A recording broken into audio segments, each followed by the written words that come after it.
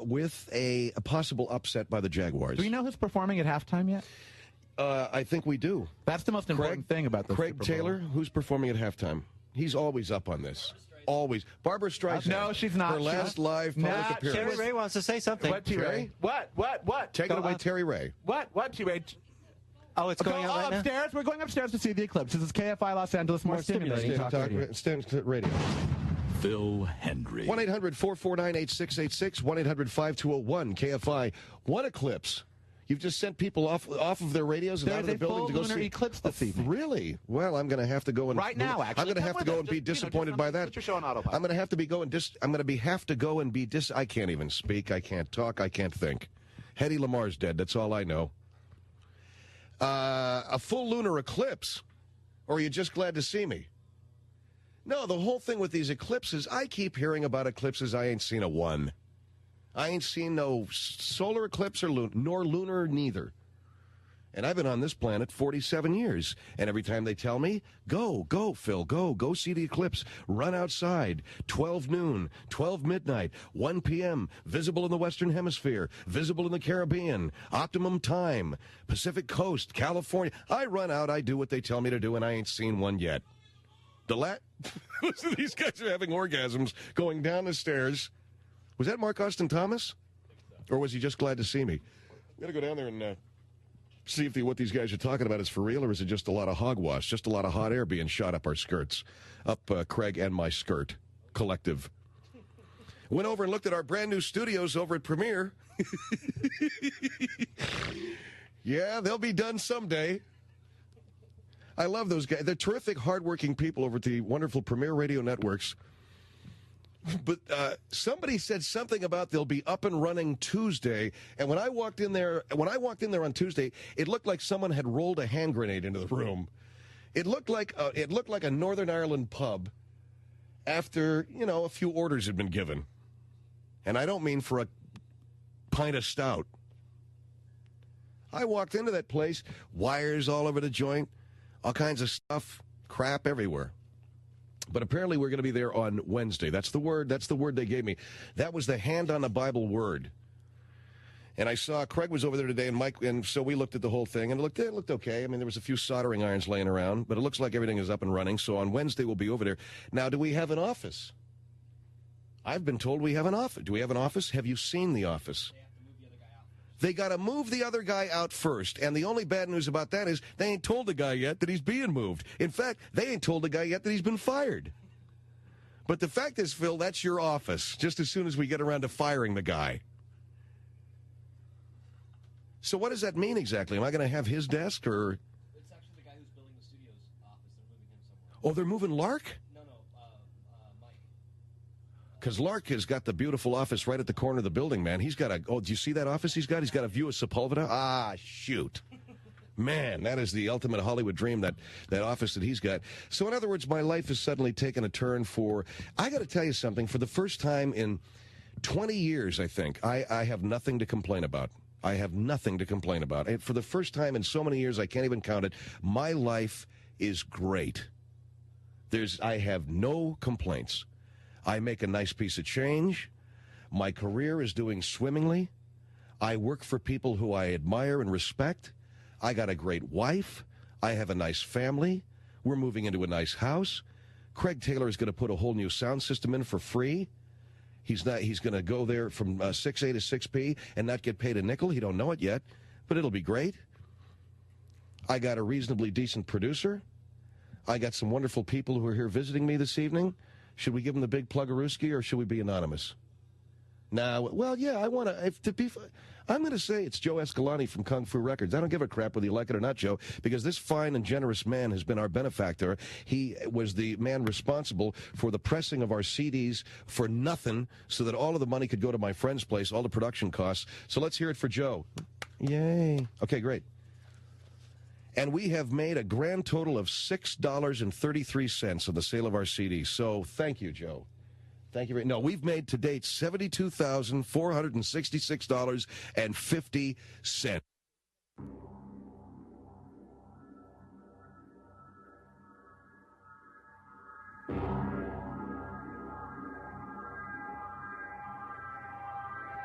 Phil Hendrie Show at 1-800-449-8686.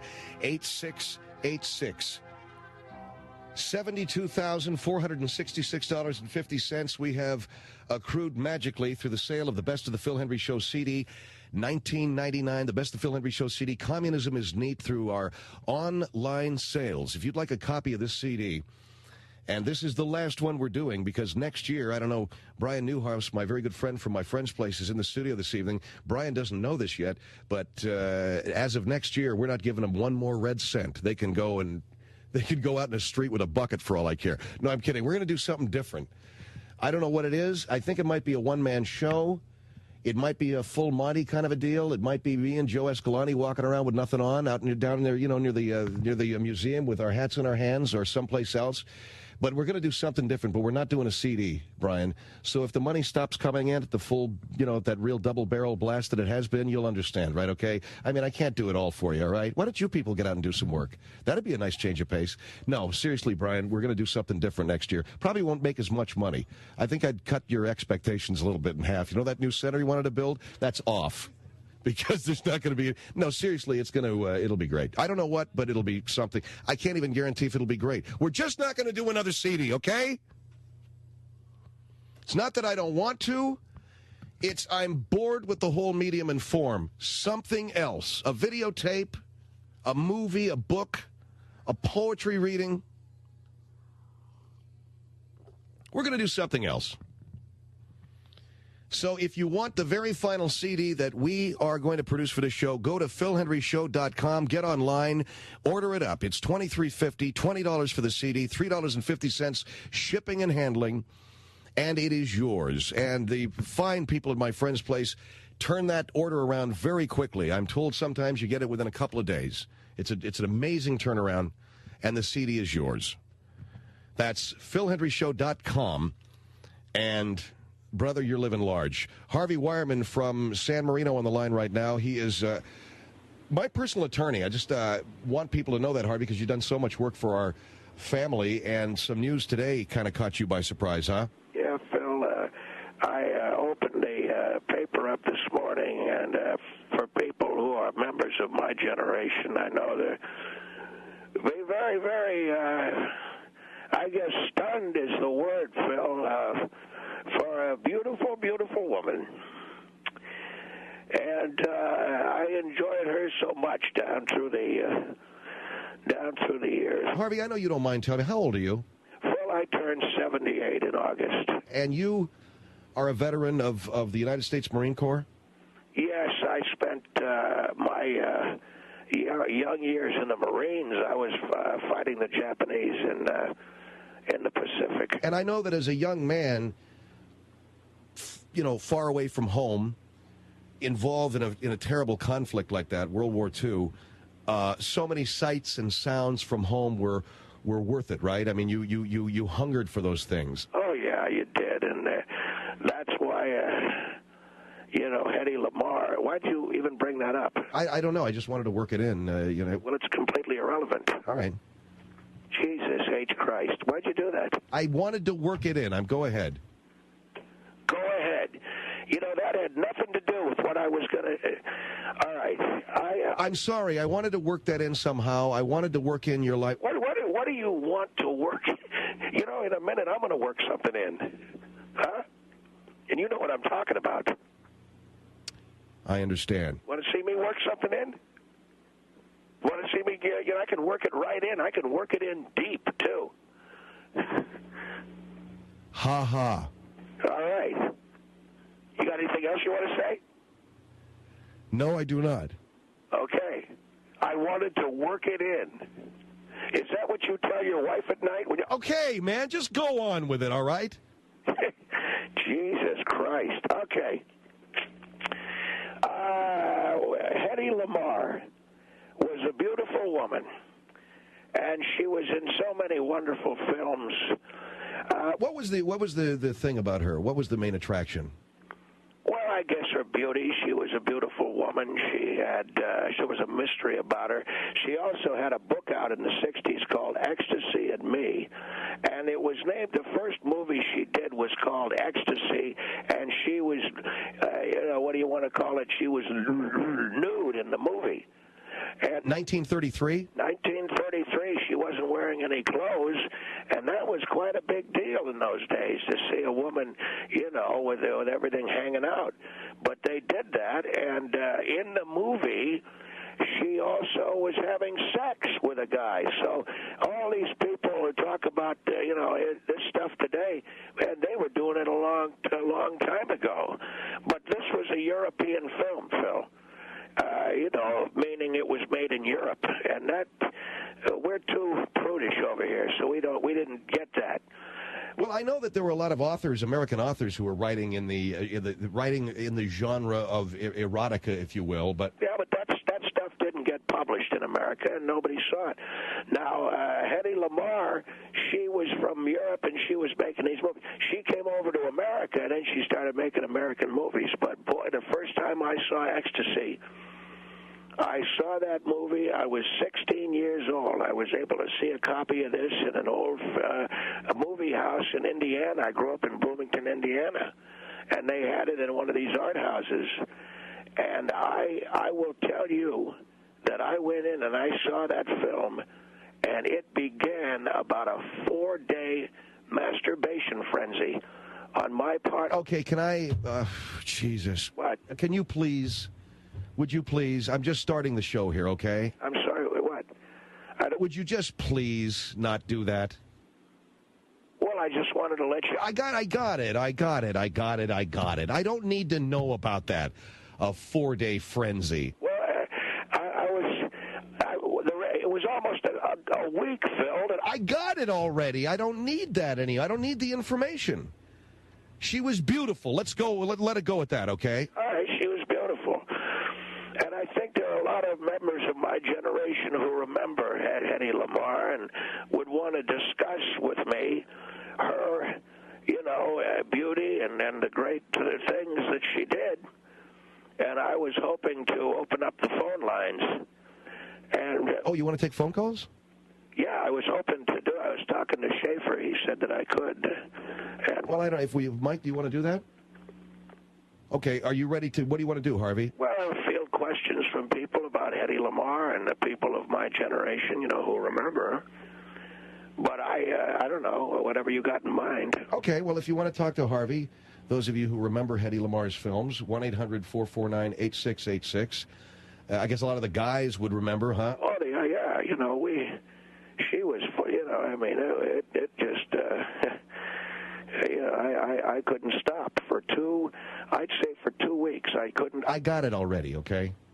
What? I got that part of your life already. We've already gotten into that. All right, well, what do you do now? Do you give out the phone number? Yeah, 1-800-449-8686 if you want to talk to Harvey about Hedy Lamarr, okay? Yeah, and she was also in a Bob Hope movie called My Favorite Spy. That was pretty good? No, it was a pile of... It was a pile of crap. I hate him so much. Who? I'd rather not say. Who? Who do you hate? I just think Bob Hope ruined her. What are you laughing at? Nothing. You hate Bob Hope because, all right. 1-800-449-8686. Phil Hendrie Show. Well, are you going to hang? Yeah, we don't, just hold on for a minute. 1-800-449-8686. If you'd like to talk to Harvey Wireman this evening about Hedy Lamarr, the late, great star of stage and screen, the Austrian beauty. It's the Phil Hendrie Show, 1-800-449-8686.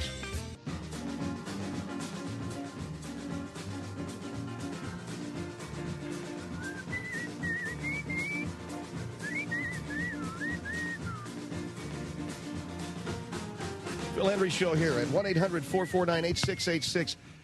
We don't need that bumper either anymore. That blues, that Woody Allen's greatest hits, that stuff, goodbye. I honor and respect all of the old music, but we're moving on. We're moving on from Lord Buckley, Step and Fetch It, Amos and Andy, and Man, if only I could play clarinet. We're moving on. Okay, Harvey Wireman is with us here about... what is her name again? Hedy Lamarr was her name, and you know who she is. No, I didn't want to make a mistake. San Clemente on the Phil Hendrie, or wait a minute, let's go to Hinckley on the Phil Hendrie Show. Hello, you're on with Harvey Wireman. Good evening. Hello. Good evening. Hello. Yes, Harvey? sir. How are you? How you doing, pal? Pretty good. Right, Harvey, you say you're 78 years old? What's your name? I'm from Hinckley. What is your name, not your town? What's your name, pal? Hendrie. Hendrie Jones. Oh, Henry, I'm Harvey Wireman. How you doing? Good. Say, you was only 12 years old when you seen that movie in 33. I didn't see the movie right when it came out, for Christ's sake. I saw it when it was many years old. I was 16 when I saw the movie. It had already been in art houses. You were 16? Yeah, I saw the film years after it came out. Yeah, well, I seen it in 32 when I was 11 years old. I'm 76. Well, you're a lying sack of crap. What do you think of that? No, I see it. Yeah. No, I see it. Yeah. There were some guys at the pool room snuck me in so I could see it. Oh, bull crap. You did not. Yeah. No, you didn't. Snuck you in where, sir? Huh? Snuck you in where? Into the movie theater What movie theater? in Michigan. What was a town called Bronson, Michigan. And you got snuck in Yeah. by a couple of guys at a pool hall? Yeah. So what'd you think? At first, I didn't know what I was looking at. It's a hell of a deal, wasn't it? Yeah. I'll tell you what, I went home and I didn't come out for 3-4 days. I was running around pretty scared myself. Scared? Yeah. The hell were you scared of? A nude Well, at 11 years old, I hadn't seen too much of that. Well, you hadn't but you'd seen a little bit, hadn't you? No. You'd never seen a nude woman? No. Jesus H. You don't get around, do you? I have since then. What?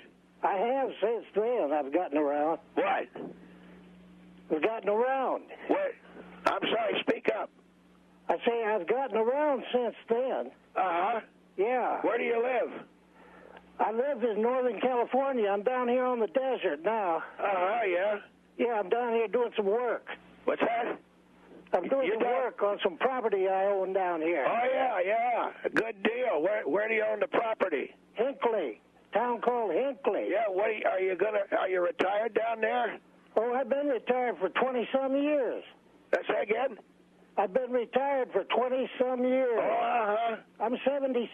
Yeah, oh, okay. I just had my 78th birthday in August. My wife passed on about 5 years ago, but I got my daughter, and I've got a couple of grandkids.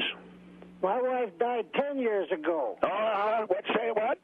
My wife died 10 years ago. Oh, yeah? Yeah, 89. Is that right? Yeah. She was 89 or... In 89. She died in 1989. Yeah. Uh-huh. Yeah. Yeah? Yeah, she died in 18 when? In 89. 1989. Oh, I'm sorry to hear that. October. I'm sorry to hear that, buddy. Yeah. That's a tough deal, isn't it? Yeah. What you doing now? I'm just bumming around. I got property down here, and I live in Northern California. Whereabouts you have property? Hinckley. Oh, yeah, okay. In Hinckley? Yeah. What are you doing down there? I'm working on it, painting and everything. Let me tell you something. When I saw Hedy Lamarr, I was working on it, too. But you know what I'm saying? It's a whole different thing, isn't it?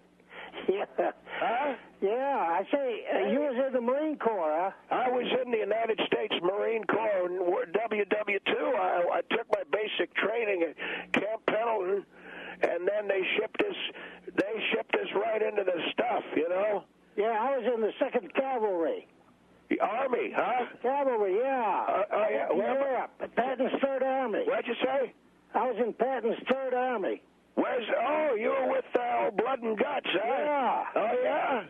Whereabouts was that? That's over. You boys was in Europe, huh? Yeah. Yeah, we were I spearheaded for Patton. That's that, say again? I said I was spearheading for Patton's 3rd Army. You were doing what to Patton? Spearheading his army. He was giving head to his... He was spearheading his army. Across Europe, yeah. All the way across Europe, he was given patent... No, he was, you were in a tank. Is that it, sir? You were in a tank? Yeah, we had tanks and armored cars. A what? Yeah, we had tanks and armored cars, and we had a little of everything. So what were you doing to Patton? He was in a tank. Patton was following us across Europe. What? Yeah, he was following us across Europe. We went on into Czechoslovakia and saved the Lippenzahn horses and brought them out of there before the Russians got them. What the Christ are you talking about? The Lippenzahn horses. You never heard of them? Buddy, I was fighting Japs. You're doing what? You're lipping a horse? I'm fighting Japs, and you boys are down in Czechoslovakia? Yeah. Yeah? Yeah. Huh? Yeah. Okay. What the hell kind of a deal is that? Yeah, it was a pretty good deal, I guess. That sounds like a pretty good deal, doesn't it? Walt Disney made a movie about us over there getting them horses. What's the name of the movie? I'm gonna rent. Huh? The White Stallions. Can I get it at Blockbuster or what? Yeah. Huh? Yeah. If they don't have it, tell them to order it. Well, I'll tell you what. I was over fighting Japs, Saipan, but you sons of bitches are down with the horse. That sounds like a hell of a deal to me. It was. Yeah? We were fighting Germans and saving horses. You were fighting horses and saving Germans. What? Huh? Yeah. Yeah, that's a hell of a deal. Yeah. Okay. Huh? Yeah. Okay. I'm gonna let you go. Where are you right now? Huh? Okay. I'm out here in the middle of the desert where the wind's blowing. What the hell are you doing out there? He's in Hinckley. He's got property in Hinckley. Yeah, I'm taking it easy right now. What's that?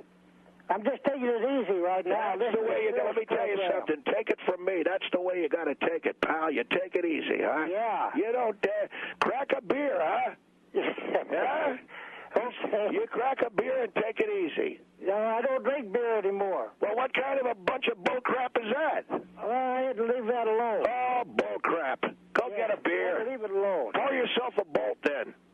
Okay. I had to leave it alone. Okay. What are you doing? I got to take a break. Huh? I got to take a break. Huh? Yeah. What?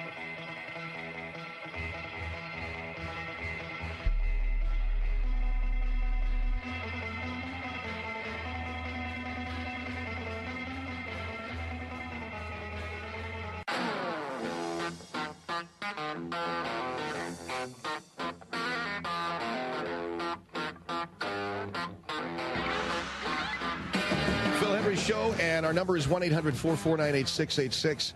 Tomorrow night, I host Spirit Night at my kids' school. I will be the PA announcer for 4 basketball games.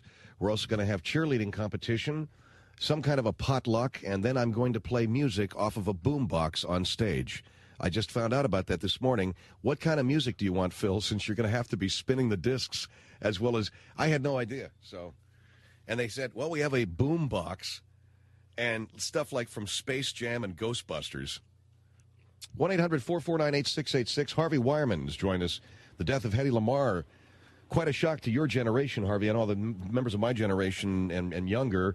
Don't give me that crap about your generation. How old are you? I'm 47. Oh, yeah, you don't know who Hedy Lamarr is. Don't give me that bull crap. What bull crap? I don't know that much about her. I'm going to see Jane Fonda, man. That's my generation, okay, if you want to know. What? Jane Fonda is my generation. Huh? Oh, shut up. Here is San Clemente on the Phil Hendrie Show. Hello. Hello. And you're on with Harvey Wireman. Hello. I'm 83 years old, and Yes, I dear. remember... How are you, Hedy dear? Lamarr. Pardon me? How are you, dear? I'm Harvey. I remember Hedy Lamarr quite well, and there's something that I heard about her I think is true, and I wonder if anyone knows for sure. I heard that she was not only beautiful, but very smart, and she was either a CPA or an accountant. I read that she holds the patent on something. What's your name, dear? Virginia. Oh, I'm Harvey. Well, I wonder if anybody knows for sure what she did besides movies. I heard... I'm Harvey. Yeah. Yeah. I heard that she had... What do you mean, yeah? Well... I heard that... Well, hi. I know you're Harvey. Okay, I've been listening to the program. How you doing? Fine, thank you. Great. I just wanted to say hello. Okay. Well, hello. Hi, this is Phil Hendrie, ma'am. He's Phil Hendrie. He's the host of the show. Hi, how are you, Virginia? Yeah, I know him. I listen to him frequently. Yeah, good. Well, I don't. I try.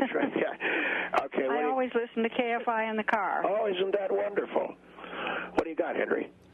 But Yeah, I'd like to know. What? I'd like to know whether this information about Hedy Lamarr is correct. Well, what I have, dear, is that Hedy Lamarr was she holds the patent, believe it or not, on some kind of an invention. I'm trying to find it here. A technology patent. She was a born tinkerer who was once granted a communications technology patent that was used in World War II. You got to be kidding. But no, you don't I'm not. know whether she was an accountant or a CPA? No, she was very bright, and along with some guy, she invented a radio signaling device that would reduce the danger of detection or jamming. Wow. How about that? You got to be kidding me. No. Well, I was interested in knowing whether this other information was correct because my husband, who's deceased, was a CPA. Oh, he was? Mm-hmm. What did he do? He worked for Hughes Aircraft after working for a CPA firm for a while, and he was in World War II as a communications officer. What did he do for Hughes Aircraft? Well, he was an accountant. He was head of a department there. He was a CPA. Yeah. Huh? Mm-hmm. He was a CPA. Oh, That's right. Uh-huh. He was a communications officer on a destroyer during the war. I was over in the war with the Marines. We hit the beach at Saipan. It was pretty nasty. My husband was in the Normandy invasion, and then he was his ship was hit by a kamikaze off the coast of Okinawa. So he was in Normandy and the Pacific. Right. Holy he God. He saw a lot of action. Why did they... He couldn't get his ass out of the sling, could he? Luckily, he came home without any that guy was injuries. Is that right? Mm-hmm. Are you sure he was telling you the truth? Am I sure he was what? Telling you the truth. Of course I am. Well, how could you be at Normandy and get hit by a Jap? Well, first he was in Normandy, and then the ship was converted to a destroyer escort and went to the Pacific. Because over there you're fighting the Krauts, and he fought the Japs too, huh? One after the other. Holy Christ. Unbelievable. Must have been a hell of a man. He was. He was wonderful. I was a very lucky woman. I miss my wife. She died 5 years ago. Mine died 11 years ago, and I miss him still. I'm sorry to hear that, dear. Do you play cards? No, don't like to. Yeah? No. Ever go to the dances that they have over here at the BPOE? They have the dances and the whatnot? No, I don't play cards because I decided if I was going to study and learn rules, I'd rather study foreign languages, and that's what I did. Uh-huh. Well, a lot of times I like to go and have a taste, and go over here to the BPOE Lodge. Whereabouts? In what city? Well, over there. Well, I live in San Marino, so I go up to the one in Pasadena. Oh, I lived in San Marino for about 20 years. Oh, on Lorraine Road. Yes, it's a beautiful city. Mm-hmm. And my wife and I had a home here for I raised a daughter, and then she went off and got married, and I've got 2 grandkids. And I was an attorney for 40 years out of the Marine. I worked with F. Lee Bailey. Oh, really? Oh, yeah. And he got out of the. Of course, he's got a problem. He drinks. You know that, don't you? I didn't understand what you said. I said F. Lee Bailey drinks. Oh, no, I didn't know that. And okay, hold on for a minute, will you? So, what do you do for fun? Well, I travel a lot. Oh, do you? I'm going to go to Crete in March and Japan in April. What'd you say? I'm going to Crete in March for Global Volunteers to teach conversational English. And then in April, I'm going to Japan, and I'm going to an elder hostel, and then I'm going to visit some very, very dear Japanese friends. What'd you say? I'm going to visit some very dear Japanese friends after the elder hostel in Japan is completed. Very dear Japanese friends? Mm-hmm. You know how many buddies I left on the beach at Saipan? Well, I'll tell you, my husband was fighting the Japanese too, but after the war, I wouldn't. We had an exchange student who was born after the war was over. You didn't bring one into your home, did you? We certainly did. He lived with us for a year, and he's just as dear to me as my own kid. I can still remember the Japs pouring fire down on us from those nests up on the cliff as we didn't have a snowball's chance in hell. The LCD dropped us in about 10 feet of water. Well, I saw a guy, and you had a Jap in your home? Oh, come on, Harvey. Will you put... No, Henry, don't you interrupt me. No, I won't listen to this. The lady is very kind. She had a young Japanese kid, right, ma'am? Yes. Born after the war. I had those Japs were pouring fire down on us as we were trying to get up there. This boy had nothing to do with the war. He was born after it was over.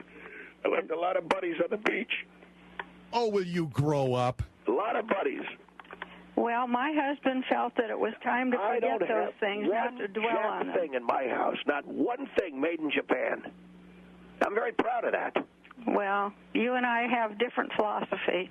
I don't own one thing made in Japan. Some of our very dear friends are Germans, too, and my husband was fighting in Normandy. Oh, well, that's different. No, why is that different? Well, they're white people. Well, wait a second, man. I don't want to talk to this man anymore, Phil. Now, wait a second. You know what I'm talking about. The Germans, they look like somebody you could sit down and have a beer with. But those Japs, they look like monkeys. They do not. That is They do not. What? If you're fond of them, they look very attractive. So the more you like them, the better they look? That's true of everybody. All right. I don't know. Well, what'd you think of Hedy Lamarr? We already got through that, man, and we're all done with that. And thank you, dear, very much for your call. Yes. And you can apologize to her if you want. Well, I'm sorry what I said about the Japanese, ma'am. Well, I'm glad to hear it. All right. I appreciate it very deeply. Good night. You go dancing? Good night. Okay. Ouch. Chatsworth on the Phil Hendrie Show. Yeah, hello? Yes. Yeah, right here, kid. Jesus, I was just ready to score with her. All right. Just take the call, okay? Yeah. Who are you talking about? The lady that died. I'm talking about Hed. Who is this? This is a caller from Chatsworth, right? Yeah. Who's she? What? Who's she? The lady what died? The lady what died? I'm talking about Hedy Lamarr, who's a movie star. What's her name? Hedy. What, kid, are you there? What the hell is he saying?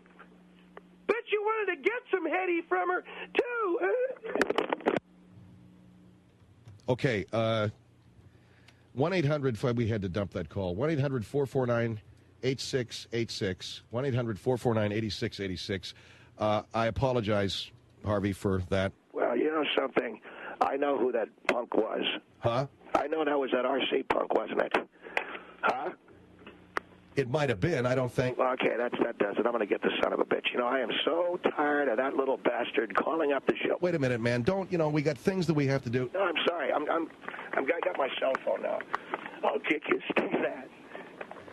Harvey. I don't care. I had buddies die at Saipan. I'm out of here. What are you doing? I'm on my way over to that punk's house. Bastard. What are you doing, man? I'm going to kick that kid's ass. Oh, man. All right, I'm at his house right now. I'm walking up to the front door. Who is it? Candy Graham. Hey, Wireman, what are you... Ah! You dirty little... Tell me I want head. How's from Hedy Lamarr? You dirty, filthy... I do it. You can't make me. Do it. All right, I'm sorry. I don't know what's going on over there, but I want you to get on the phone now. Get some security. I don't know what's going on with him. I know where his house is. Find out where that kid... Did he know the kid? He knew the kid. Oh, man. Anyway, Hedy Lamarr's dead, if you haven't heard. Phil Hendrie Show, 1-800-449-8686.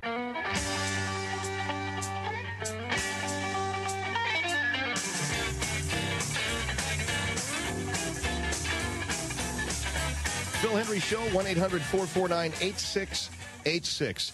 It occurred to Mike Schaefer and myself before the show started, since we have gone national, in October, we've received calls from Louisville, Memphis, Bangor, Maine, Wausau, Green Bay, Atlanta, Charlotte, Miami, Tampa, Los Angeles, San Diego. I think we've gotten calls from Portland, San Antonio, Salt Lake City, Santa Rosa, Santa Maria, I believe we had from the Santa Maria area. Santa Barbara, I know.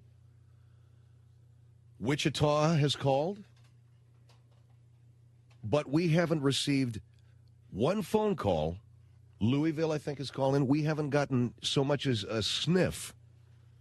We haven't gotten so much as a nibble from Anchorage, Alaska.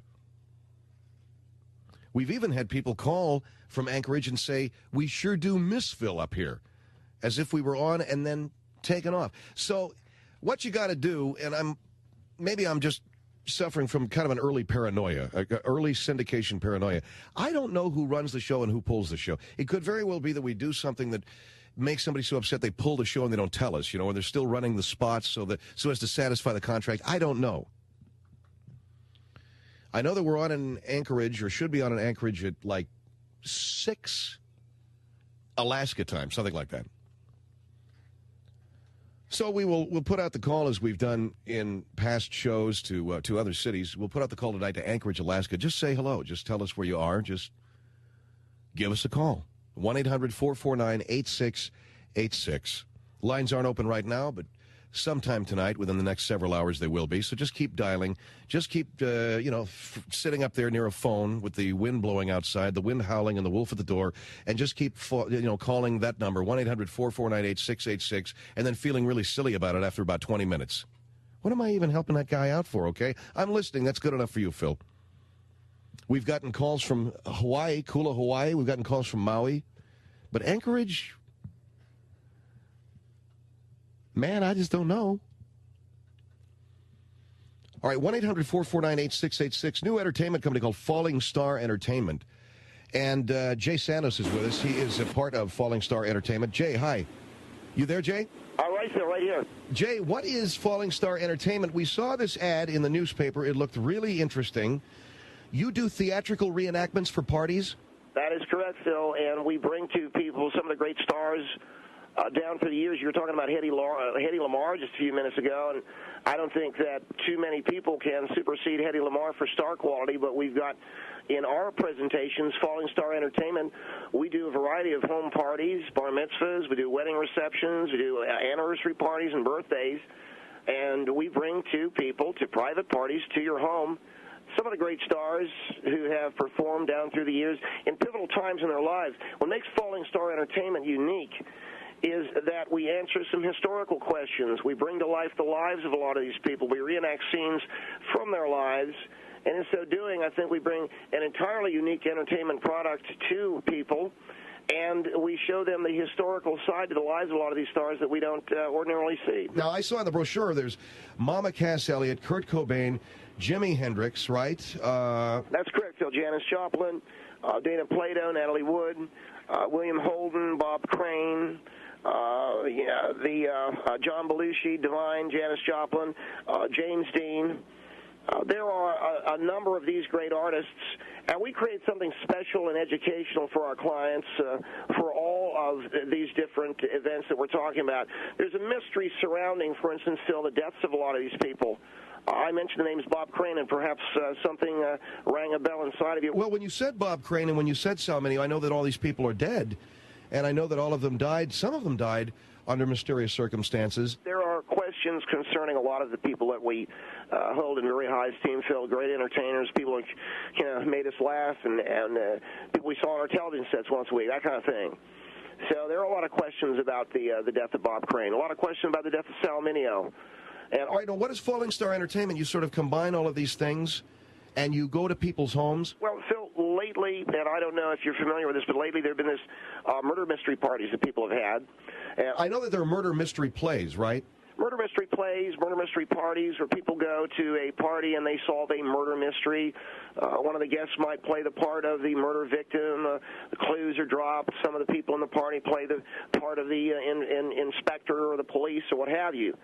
What we do is we take it a step further and we bring to people a real reenactment, a live reenactment, a theatrical reenactment of the circumstances surrounding the demise of some of these people, and then we sort of have a question and answer period afterwards. We had a young lady's birthday party here. It was her 11th birthday party. We do an awful lot of birthday parties in the area, Phil. Now, we have a national show, Jay, and as such, not everybody is going to avail themselves of your services. You're in the Southern California area? That is correct. So we're in Southern California, but we are certainly hoping to branch out. We have a office going to open in Chicago, one in the San Francisco Bay Area, and one in the Atlanta area. Well, we are on in Atlanta. All right. Well, what we're going to do and what we have done here in Southern California is provide, I think, a theatrical presentation for people surrounding the lives of these people. We're growing rapidly. All right. Now, not to interrupt you, but you mentioned you worked a birthday party? We were at a birthday party. This is an 11-year-old girl's 11th birthday party. She's just entering into junior high school, into middle school. Had a lot of her friends over. Her mother contacted us, wanted to do something very special. I said, we can do something special for this young lady. We wanted to do something that was educational. That's what Falling Star Entertainment does.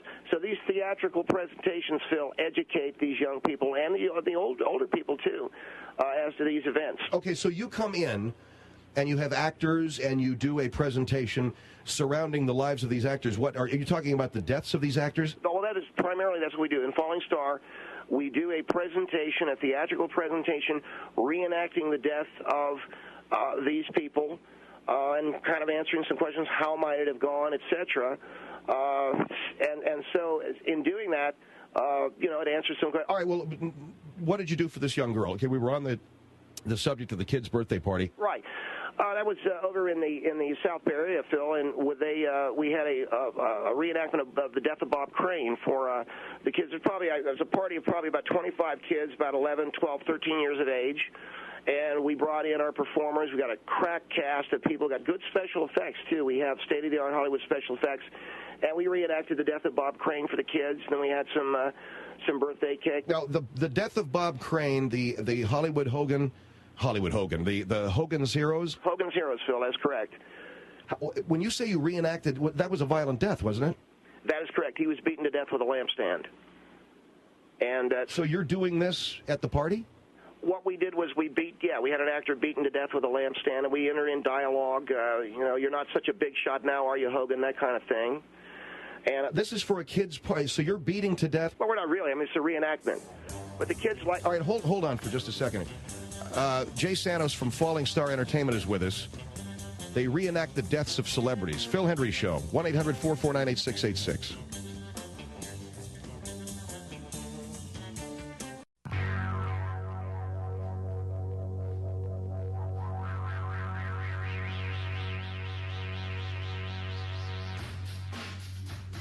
It's Phil Hendrie Show, and our number is 1-800-449-8686. Jay Santos is with us. He's with Falling Star Entertainment, I think it is. And we're talking here really about a service that you're providing, Jay. It's an interesting one because we saw the ad. You are reenacting the deaths of famous stars. That's correct, Phil. And we've been doing it now for the last year. We've had great success with it. Now, I'm curious to know why. You mentioned that you were at a party, your group. What do you have, troops of entertainers? We have performers, actors, many people who are involved in the acting profession. We hire them on a spot basis, on a per-performance basis.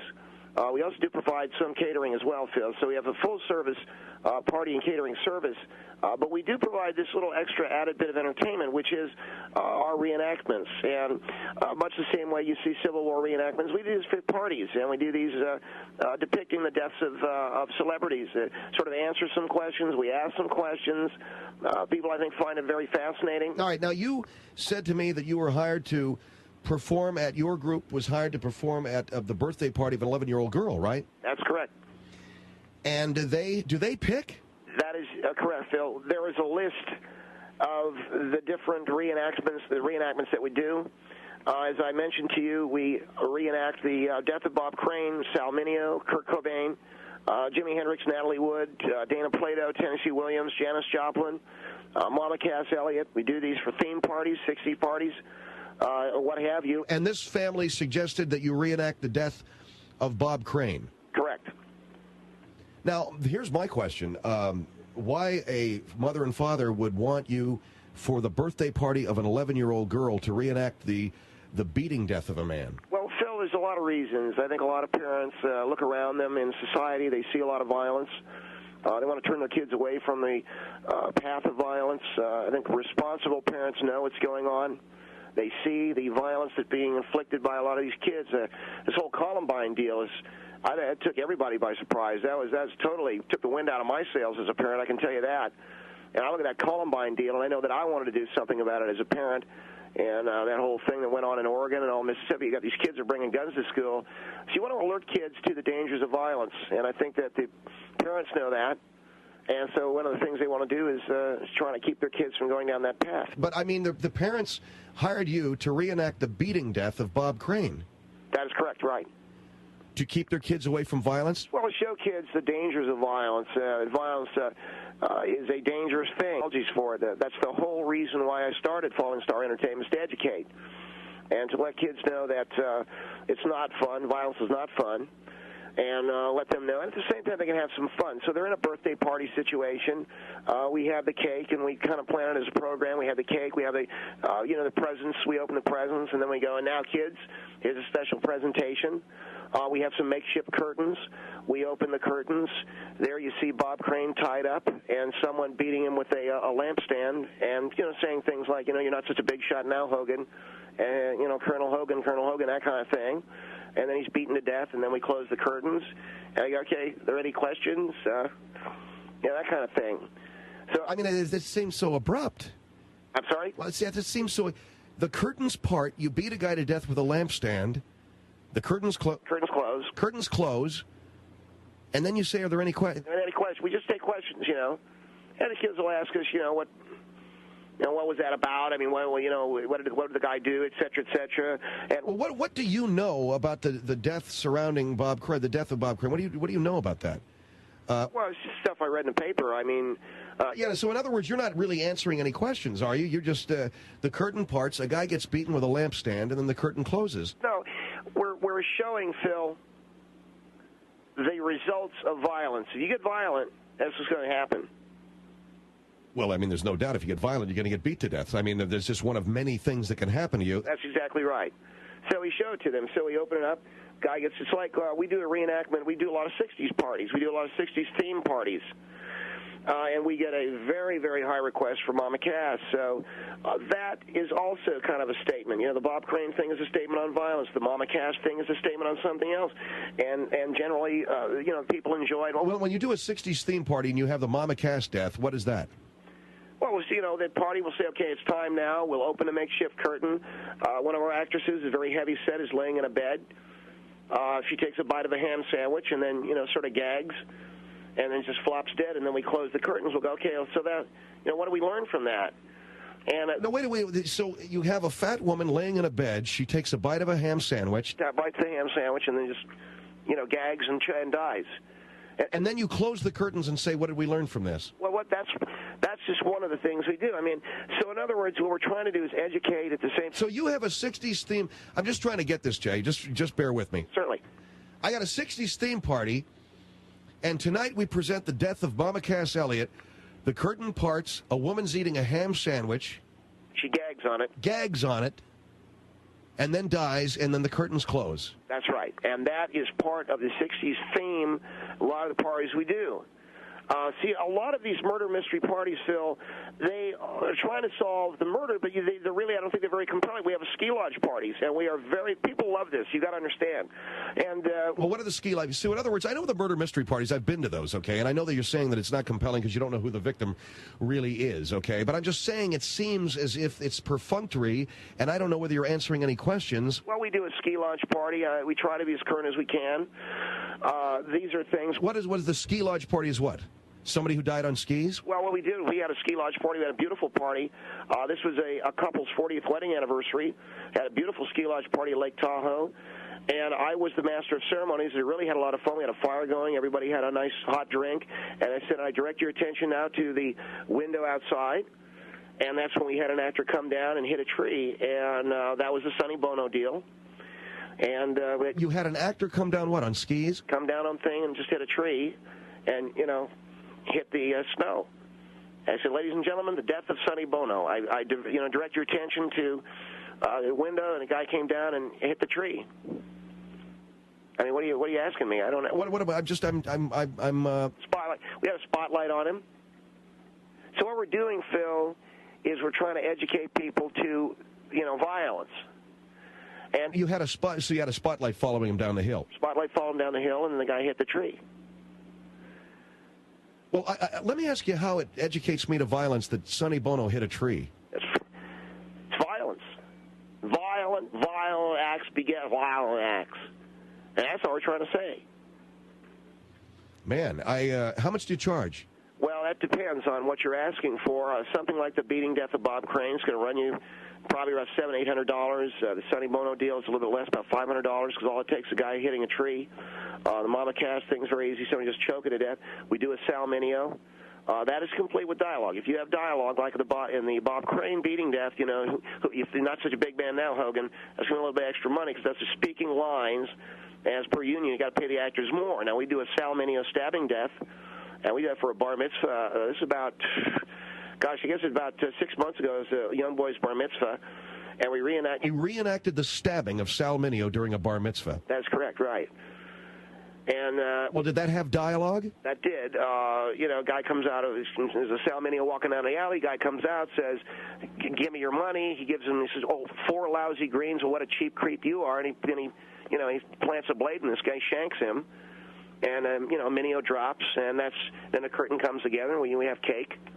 I think the kids enjoy a lot of these things because, again, they're educational as to the violence. When you go to a Kurt Cobain, you need a lot of special effects. That'll run pretty high. And so you reenact him blowing his brains out? We do. Yes, sir. All right. On the line with me is Jay Santos. The company is called Falling Star Entertainment, and they reenact the deaths of famous celebrities. You have heard him state that they reenacted for an 11-year-old's birthday party the beating death of Bob Crane. And for a bar mitzvah 6 months ago, Sal Mineo's stabbing. And for a 60s theme party, they have a fat actress playing Mama Cass Elliot choking on a ham sandwich. You know what? I think people have too much disposable income. 1-800-449-8686, 1-800-449-8686, Phil Hendrie Show.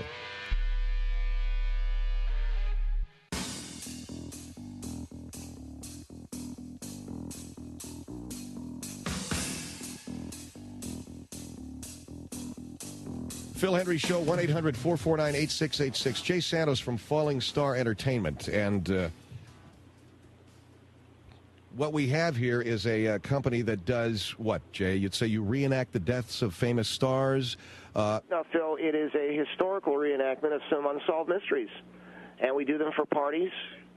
And well, what would you say to anybody who would say that this is nothing more than some kind of a sensational reenactment? Well, Phil, if they say it's sensational, we spend an awful lot of money on reenacting. These actors are professional actors, so I would not say that it is a distortion or an exploitation at all. I mean, we take our job very seriously, and the time and trouble we put into the Bob Crane reenactment alone.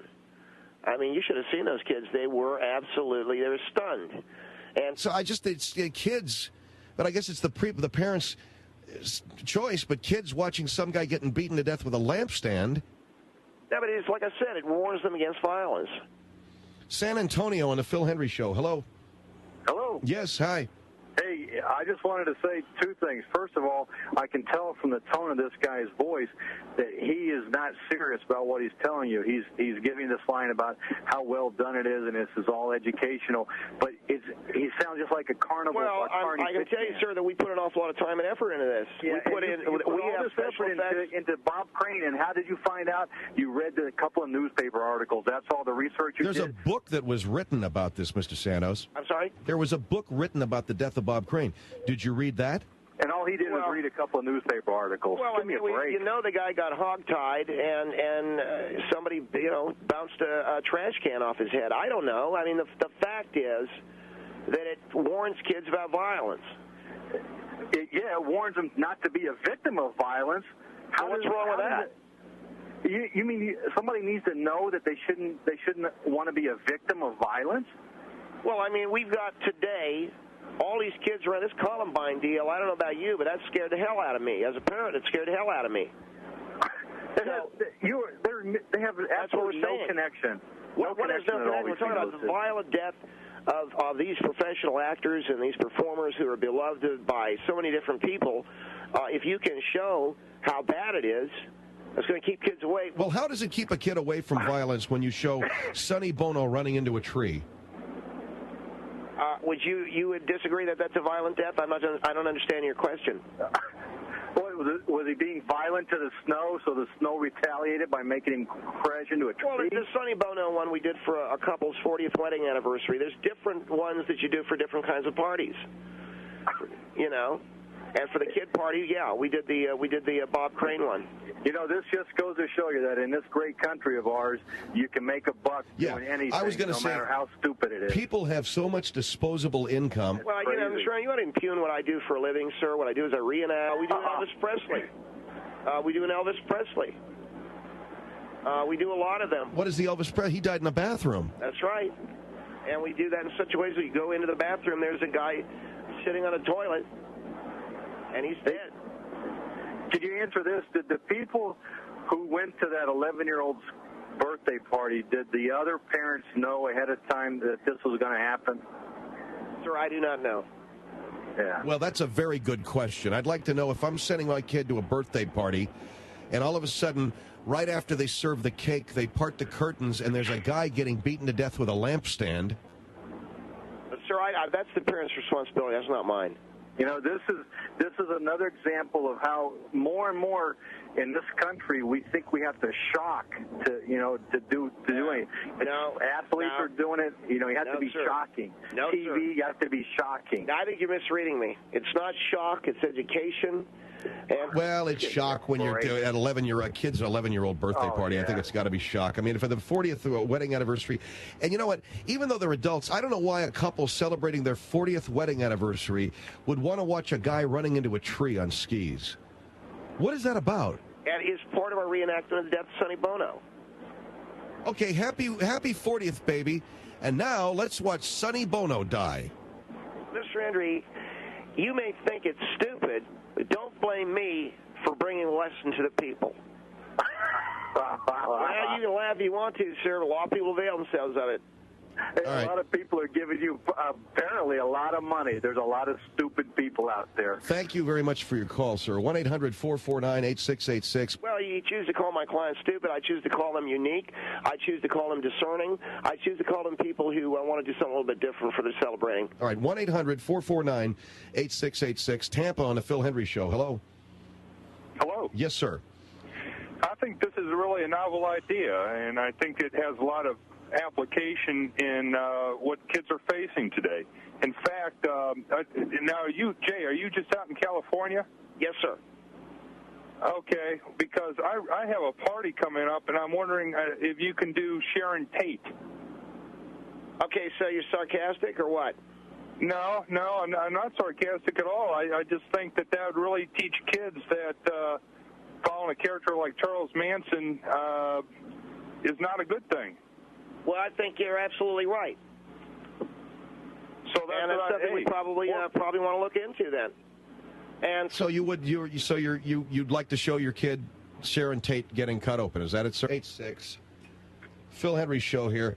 Jay, your business sucks, okay? Because it brings out dumbasses. And I think that... Mr. Hendrie, I make a pretty good dollar reenacting and trying... Yeah, reenacting, guys getting beaten to death, and you have the Kurt Cobain one now. That would have been a real good one to show to those 11-year-old kids. What do you think? Well, they could have bought it, but, it's going to cost them a couple hundred more. They probably want the economy one. Bob Crane one's like $500, and Kurt Cobain's like $900. I know the family want to save some money. And oh, I see. Okay, so they couldn't show the Kurt Cobain one. They had to go for the cut-rate Bob Crane one. I think it's a very, very diseased thing. I think there's people with a lot of disposable income. I think... Mr. Hendrie, what we do in an affluent economy is try to educate... And I think there's way, way, way too much time on people's hands with this kind of nonsense. And I can only hope and pray that in the future people do not avail themselves of something this sick. And I saw the brochure about the Elvis Presley. You can hire Mr. Santos' business for a 50s-style party, and all of a sudden you walk in to use the bathroom and there's a guy dead on the toilet with his pants down around his ankles. Phil Hendrie's show at 1-800-449-8686. He also has a Lenny Bruce and a John Belushi, too. 1-800-449-8686.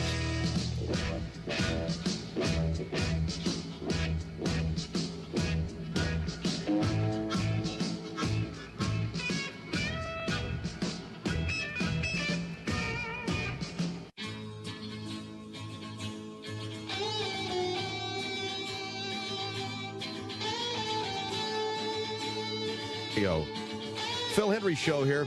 So when I mentioned what I mentioned about Anchorage, Alaska, we got a whole bunch of calls from people who weren't really in Anchorage, Alaska. So the answer to the question, are we on in Anchorage, Alaska, has got to be no. We got a radio station up there that apparently we got at least one valid call from a listener who said, well, she's got a sister up there and she had her tune into the station and they were running sports, running basketball or something. That's what I heard. I mean, I don't know. So we're not on up there. I don't think. I can't say for sure, but it doesn't sound like we are. And that's fine. If you don't want to run the show, I'll pull it off your station. We'll put it someplace else. If I find out that you're preempting it for sports, you're tape delaying it, or you're playing any other game with this show on any radio station that we're on, we'll yank it and we'll put it someplace else. And I swear to God it's going to happen. If I get the word... And it's not a threat, it's business. It's not a threat, it's business. This radio show will get run live in every single market that it's in, or I'll yank it. And if it means we've got to diminish the number of affiliates that we have in the short term, hey, that's just the way that we're going to do business. We've only been on the air for 4 months. Country's just getting to know our show. We're blowing people's minds. We're scaring them. I know. I've heard all the complaints. I've heard all of the comments. I've heard all the kudos. I've heard it's a wonderful thing. It's a scary thing. It's a who the hell's this guy? Blah, blah, blah, blah, blah. All of those things combined. So we are playing that game. We're kind of wading through the thicket. We've got the rifle above our heads, man, and we're wading through the marsh. And we're just hunkering down. We're in our holes. We're waiting for him to drop that napalm, and we'll clear out when the time comes. But until the time comes, we're counting all of our ducks. We're making sure they're all in a row, man. We're going for a swim with Mom. We're going to find out where we're on live, who's playing games, who's running it straight, et cetera, et cetera. Now, I understand that we're preempted for basketball in a couple of markets. That stuff I get. It's like when the website was live streaming Lionel's show. Did you hear about this, Craig? We got live audio streaming on our website. Well, the first night we went with our live audio streaming wasn't a Phil Hendrie show. It was some guy named Lionel. As in Lionel Trains. As in, who's this guy and what's he doing on my... I mean, he's probably a very nice guy. I don't mean to make a comment on it, but what's he doing on my website, right? Somebody screwing up, somebody playing a couple of games here, somebody, I'm just saying, I'm not, maybe I'm paranoid, and if I am, forgive me, all right? It's the nature of the beast. But if I find out that I got some affiliates out there that are playing it cute with this show, tape delaying this thing and running it overnight, hey, guess what? Goodbye. Because this show is going to run live. This show is going to build. This ain't no Mary Madeline. This ain't no Oliver North. This ain't no throwaway show. This show is the new cutting edge. Whether you like it or not, whether you believe it or not, this show is the future of talk radio. This show's the future of radio. This is the new theatricality in radio. This is the new performance art in radio. And this show is going to run live. And if you think you're going to yank it because you think it's a piece of crap and it ain't going to go no place, that's fine. That's not, it's, whatever you want to do, all right? We'll just move on down the road someplace else. But as long as you got the radio show on your radio station, it's going to run the way I want it to run, or it ain't going to run at all. And I don't care. I don't care if it means I got 1 affiliate, 2 affiliates, 3. Doesn't make any difference to me. Now, as I said, and I said this about an hour ago, where are our Anchorage listeners? Do we have a radio station in that town carrying? Last thing I found, I heard anyway, man, there was a radio station on our affiliate list in Anchorage, Alaska. But guess what? There ain't nobody up there calling. Now, you could say there ain't nobody up there listening, but guess what? That ain't realistic either. The fact is, it's probably not airing on the radio station it's supposed to be airing on, because I got nobody calling in from up there, which means to me, says to me, it's not being run on the station that is supposed to be running it. Now, I could be wrong. I could be very wrong. If I am, I apologize. But we're going on now an hour, man, and we haven't not one credible call from Anchorage, Alaska. So whatever, it's okay. It's only one market, and it's not going to kill me. But it's fair warning to anyone, friend and foe alike. As President Kennedy said, let the word go out from here to friend and foe alike that the torch has been passed to a new generation of asshole. And I are him. And this radio show will run live because they do a lot of this cutesy poo. You know what I'm talking about. You want to pick up a show, man? You need some overnight fill. Hey, run this show. You can tape it, delay it. You can run it whenever you. We can run 1 hour here and 2 hours there. They wanted to pull that crap in Chicago. We wouldn't let them. Well, you know what we'll do? We'll take 1 hour of fill live and we'll 2 hours tape. No. Ain't going to happen. And we'll have him on, in the middle of the night, and nope. This is just something that you have to work toward. I'm not trying to set up any confrontation. Just something that you work toward. Something that you know that you need. Something you know that you want for your show. So when they say to me, well, Phil, we got to do this. Like I said, I'm sorry. Here's the job. The job is the show runs live in every single market that it's in. Live. Well, it's one guy, he wants to tape, delay it, and run. No, it's not going to happen. See, that's what was happening in Salt Lake City. They wanted to tape it and run it the next night. And we very politely said, we want it to run live, and they very politely said, okay, that sounds good. What difference does it make? You run at the same time.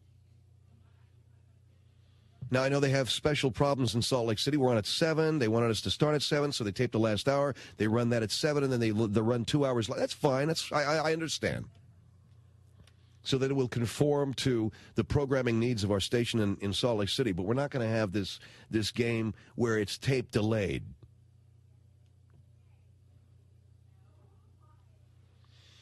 Gotten any Anchorage calls there, Mike? I'm getting a big thumbs down from Nato 1. I'm going to go in tomorrow. I'm going to talk to whoever I need to talk to. I'm going to say, just exactly what is this station in Anchorage, Alaska? And they'll make a phone call, and then we'll find out what we need to find out. And we'll proceed from there. Maybe I should keep my big mouth shut. What do you think, Craig? We'll find out what we need to find out, and then we will say, thank you, sayonara, see you later. We're on someplace else. So, well, you know what, Phil? That means you're not going to be on in Alaska. Well, all right, I'm not on in Alaska. We'll just have to move on down the road. How about British Columbia? Maybe we'll pick up some of those Aleuts up there. Maybe we'll get up in a freaking Eskimo plantation. I don't know what, man. Get some guy in a fur cap and an igloo listen to me. Whatever. We'll bust in somehow.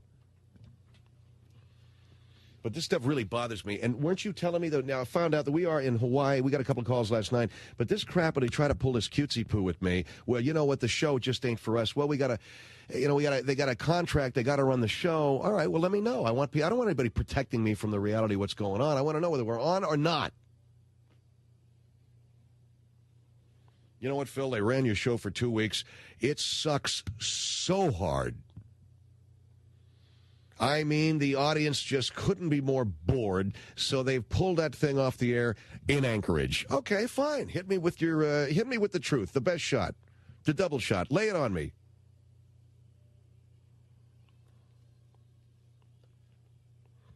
And where else? We held for weeks without a call from Louisville. Apparently we're being aired in Louisville. That's fine. Weeks without a phone call from those guys, and that's cool.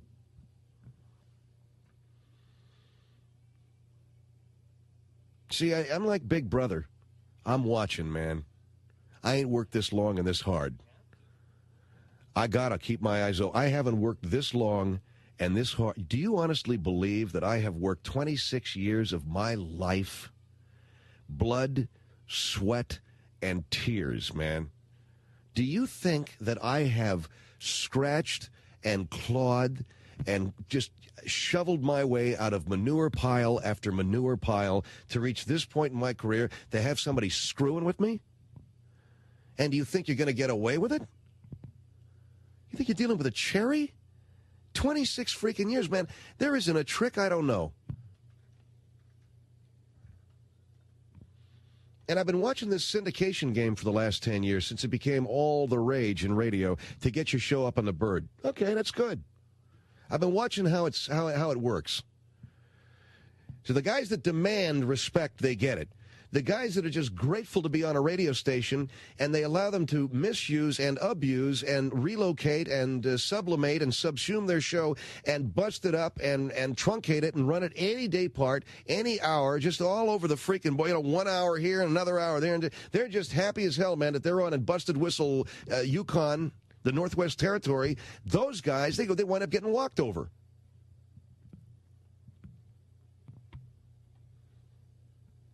And it still doesn't do any good. They're still going to pull your show in 6 months or whatever. They found something else. They found something cheaper. They found something they can barter. They found whatever the excuse is. Not here, not now, not this guy, not this kid here. The show. Do you remember that outtake of Paul Anka that we had? The guys get shirts. He was all pissed off because the guys were wearing T-shirts in his band, so he kept saying, the guys get shirts. He was all bummed out because guys are wearing T-shirts on stage. He said, listen to me, the guys get shirts. Well, my mantra is, the show runs live. The show runs live. None of this tape delay cutesy poo, baby. The show runs live. And on the East Coast, it's 10 o'clock. On the West Coast, it's 7 o'clock. Mountain time, it's all over the freaking place there. And now if you want to tape it and run it again, they do it in Miami. I think they do it in Green Bay. That's great. Green Bay and Miami, they run a show live at night, then they replay it in the middle of the day. Like Miami runs it 9 to noon, and Green Bay we're on from, I think, 11 to 2. That's great. But at least one point in the day, the show's running live. And if we got to start scratching stations off of the list, it's going to start, and it'll be a slow, long haul, and I understand. I'm in it for the long haul, Jim. Okay, I got it. I'm all set. I'm Y2K compliant. Okay, it's the Phil Hendrie Show here, 1-800-449-8686, 1-800-449-8686.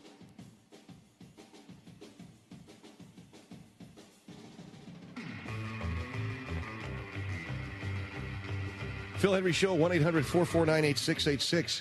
Thanks to Joe Escalante from Kung Fu Records for coming by, for donating generously the time and the energies of Kung Fu Records, duplicating the Best of the Phil Hendrie Show 1999 CD. And he left me with some beautiful pieces of their work. Blink 182, the soundtrack to Glory Days, No Stars, Just Talent, kind of a Kung Fu anthology, The Vandals, Blink 182, Apocalypse Hoboken, The Ataris, Bigwig, Assorted Jelly Beans, and Longfellow. And we also have an Assorted Jelly Bean CD, an Atari CD, which Joe said to me is probably the cleanest of the things that we do, so you can play that for your kids. I think thanks a lot, Joe. You mean the rest of it I can't? He said, well, pretty much. And this one is Christmas with the Vandals. So this is great, man. We got to close the show out with something from these particular CDs. In the meantime, Mike Schaefer, who produces our show, has gone onto our website, philhenryshow.com, to find out which our affiliate is in Anchorage, Alaska. Once we find that out, we'll try to get on the yellow pages, the white pages up there, find out what the number is, call them, see if we can get into the studio, knock on the back door, kick in a window, go in there, probably find a guy spread eagle on the floor or something, face down with a push-up in his hand. His hair all mussed up, and a couple of the, something burned out, some bank of tubes or patch cords on fire. Who knows, man? Maybe the station's off the air. Some guy just called and said something else that frightened the hell out of me. Some guy called and said, your 1-800 number, 1-800-449-8686. Well, for some reason in Alaska, a lot of those numbers don't work. Get a load of them apples. So that means that I'm sitting here running my big, fat Mick trap, some guy frantically trying to call me from Alaska, and he can't get through because the 1-800 line don't work out of there. And that's possible. Some guy has gotten out of his car. He's walking over, stamping his feet all the way to a phone booth in Anchorage where it's 100 below. He's wearing one of those Russian aviator hats. He's grabbing his shoulders. He's in the phone booth. He's fumbling with a quarter. He's asking for directory assistance. He's asking for an international operator. Somebody help him somehow. They're going to find this guy tomorrow morning. Find a guy tomorrow morning in his truck. He was hugging his dog for heat just so he could get on the phone, call me, and say, yes, you big fat mouth Mick, you're on, okay? Shut up already. He's in his truck hugging his dog, trying to get some body heat going. The police discover him. It's a tragic story. 5 o'clock news. 15. The guy's dead. He's blue. His eyes half-lidded. He looks like Hendrie Lamar, and my show's on the air. So my show's on the radio. That's all I know. And it's me just screaming, and the cops going, oh, he's listening to that crap. No wonder he's dead. That's what killed him. Okay, Mike Schaefer's run back into the studio. And I think we've got a word here. In a moment, we'll take a phone call. We've got people holding. Forget it. We are off the air. I'm getting the message now. Go ahead and type it up on the screen, Mike. It's going to be okay. I'll read it. Chris is getting the info for us. Please shut your fat... please stand by. Screw you. Yo mama too. Love Mike. Huh. Got it. 1-800-449-8686. Santa Rosa, hi, you're on the Phil Hendrie Show. Hi, Phil. How are you? Good. We really love your program up here. I lived in Anchorage for a while, and they have a problem pulling your show in. What problem is that? Well, the problem is Bluey, Kablooey, Bluey. What? Bluey, Kablooey, Kablooey. What do you mean, kablooey? Kablooey, kablooey, Bluey. What are you doing? I'm cranking your show. You're cranking my show? Are you trying to say Baba Booey? Bluey. Baba Booey. Blew me. He blew me. No, it's not Baba Booey. Jesus, it's what? Baba, if you're going to crank my show, crank it properly. Baba Booey. Bluey. Bam do Booey. All right, we're going to have to wait for that lady to get it right. Bluey. Booey. Phil Hendrie Show here, 1-800-449-8686. The Anchorage radio station we're supposedly on is... Bow Booey. She's trying to crank me. It's Baba Booey, lady, okay? Booey. Jesus. It's KADX 94.7 FM. All right, having ascertained that... Mountain Dewy. Having ascertained that... Bow Wow Wooey. Baba Booey! You got it? What? Baba Booey! Now, Booey? Booey? Having ascertained that, are you going to try to get a phone number, Mike? Get a phone number, and place the call. Boo Nui. Nui and Scruggs. And place the phone call and see what those cats are up to, man. Maybe somebody up there will answer the phone. No, who? You done? What? Baba Booey. Just say Baba Booey. Louie. So anyway, Mike is placing the phone call. Crab Louie. Gluey. Mike's placing the phone call right. Hang up on her, will you?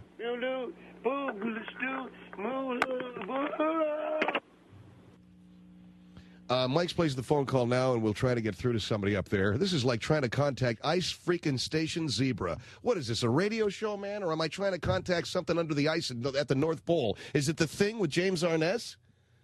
It's like we're trying to contact Amelia Earhart. All I want to know is whether or not we're on the air in Alaska, whether our affiliate is up and running, and I'm getting radio signals from Wiley Post. Come in, Alaska.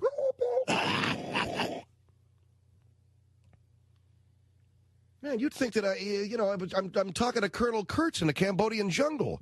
Are we on in Alaska? We don't know. Mike's placing the phone call now. I saw a snail crawling along the edge of a straight razor. That's my dream. That's my nightmare. All right, so we'll find it. Ring. You're calling the request line. There's some jackass. You know what's happening right now? The guy's having a big fat one, got his feet up, watching some, who knows what, History Channel reruns. He ain't going to answer that phone. Hey, dude, if we're on Alaska, answer the phone. We're ringing right there. We're ringing the request line right now. We're going to request some Blink-182, okay? Of course, it might be the business line that's ringing. You might have asked him for the whatever. Okay, enough about this bull crap. Jesus, you talk about burning up a good half hour. Oh, whatever. Anyway, if you'd like to order our Best of the Phil Hendrie Show CD online, do it at philhendrieshow.com. It's philhendrieshow.com. It's how much? $23.50, $20 for the CD, $3.50 shipping and handling. To date, we have raised $72,000 for my friend's place.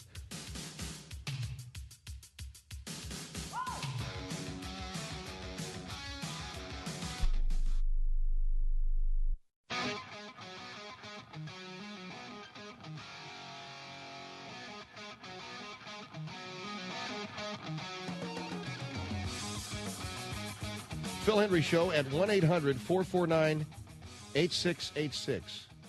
1-800-449-8686. Let's see here. What am I doing? All right, we're going to bring on Jim Sadler in just a moment. Dr. Jim Sadler's written a good book, a fascinating book anyway, on, what was that, yoga, right? Okay. I'm ready. Jim Sadler is with us. Yoga, believe it or not, is making a comeback in America. Now, yoga was a big thing. If you guys don't know what yoga is, what would you call yoga? Yoga is a system of a physical fitness system that was originated 5,000 years ago in India, and it has a lot of those physical postures that many of you are familiar with, the cross-legged pose, there's some stretching, etc. Jim Sadler, who was a student of yoga, of Hatha Yoga, is on the line with us this evening from Los Angeles. Hi, Jim. How are you? Phil, I'm doing very well, thank you. All right. Now, you studied Hatha Yoga in Amritsar, India, and this was in the 60s and 70s. You claim to have achieved the first, second, and what you call the level of wonderment, a third level of yoga. This was Hatha Yoga, physical yoga.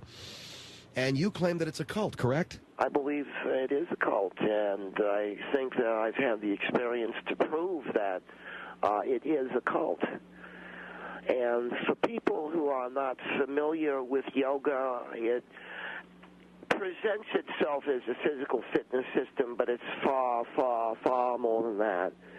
It is a system of stretching, a system of what they call, Phil, asanas.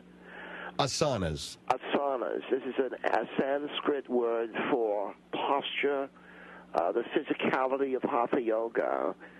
Are there many different kinds of yoga?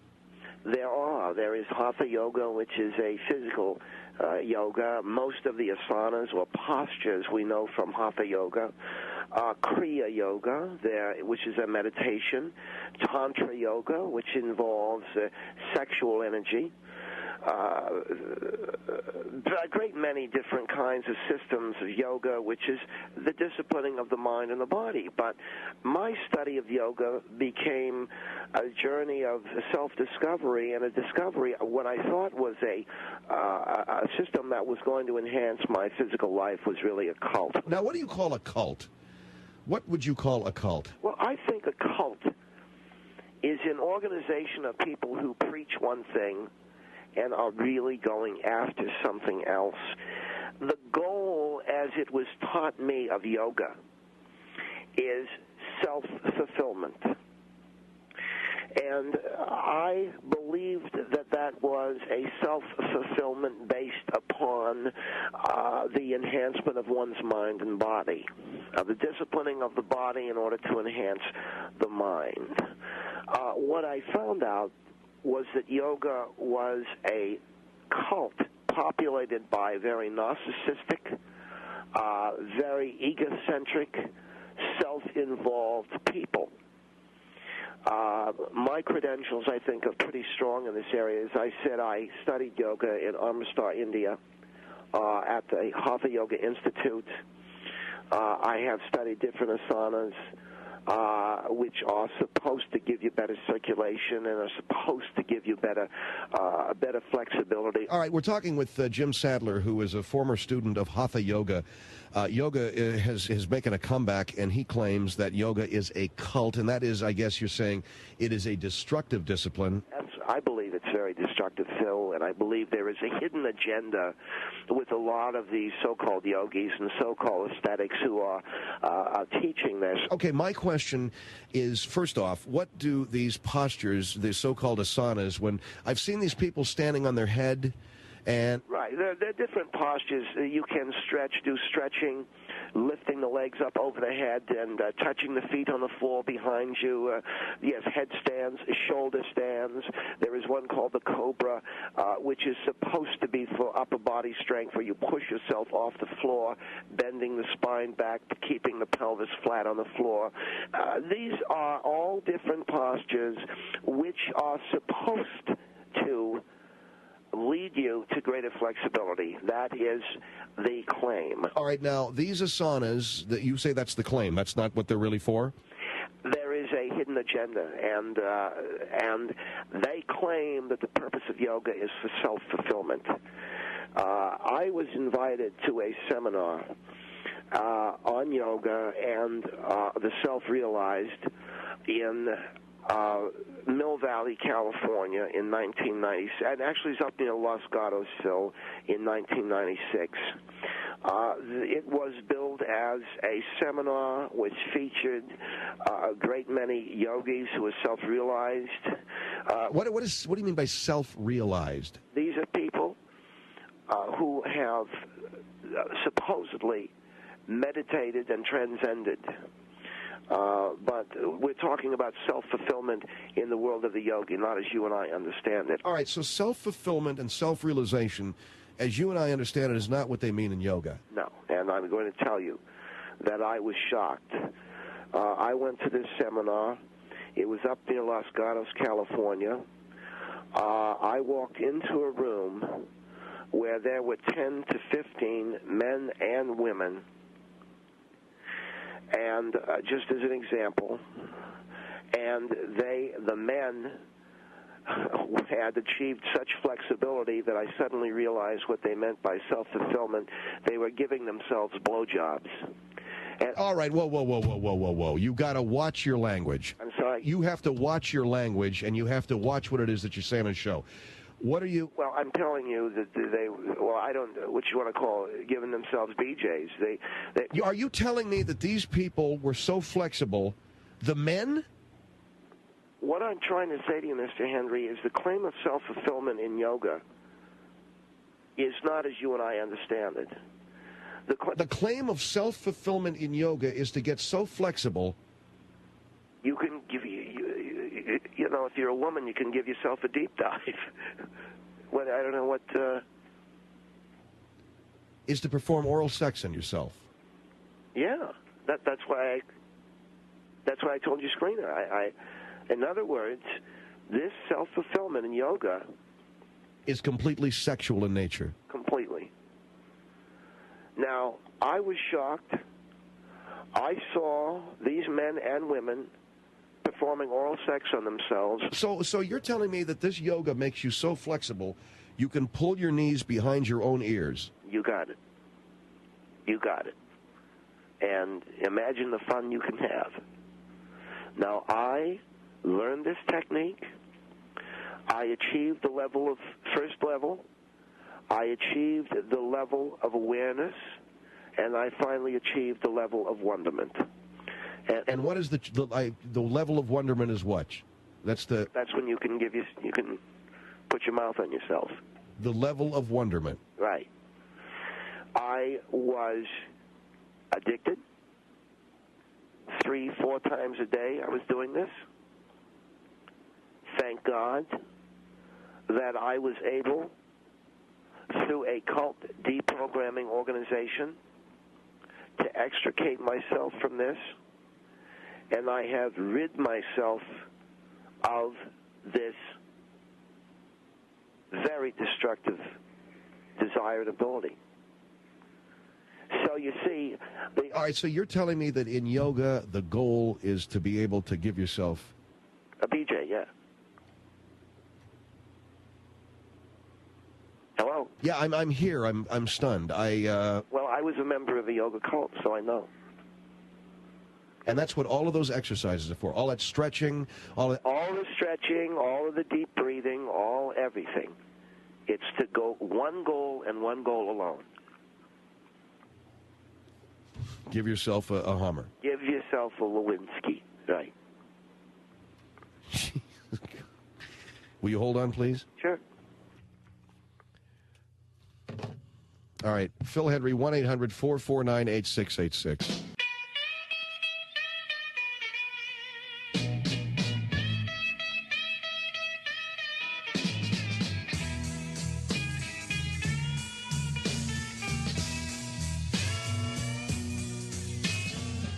Phil Hendrie Show, 1-800-449-8686. Jim Sadler is with us and has studied yoga for a number of years and claims that it is some kind of a cult which instructs its practitioners on how to give themselves oral sex. Jim, you say you witnessed this. Yes, I did. All right. Where did you witness this? I witnessed this in Los Gatos, California, 3 years ago. 10 to 15 guys in a room. All of them, yeah. All right, here is Houston on the Phil Hendrie Show. Hello. Houston, hello.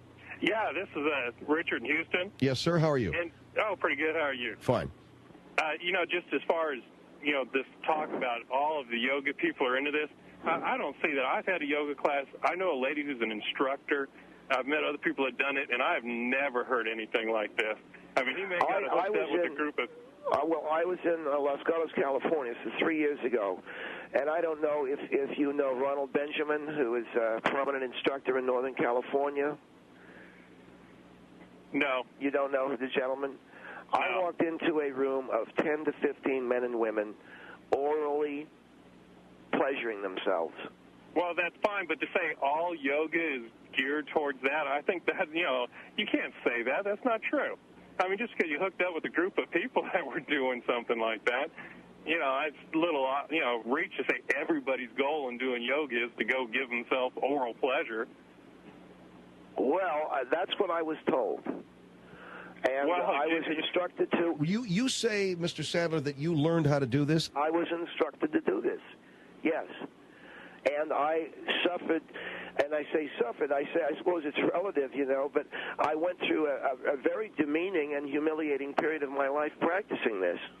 Well, yeah, but, that's not to say all yoga does. I mean, you probably should have did a little more research and just taken somebody's word at it, especially something like that. I mean, Yeah, the man is making some sense. What is your name, sir?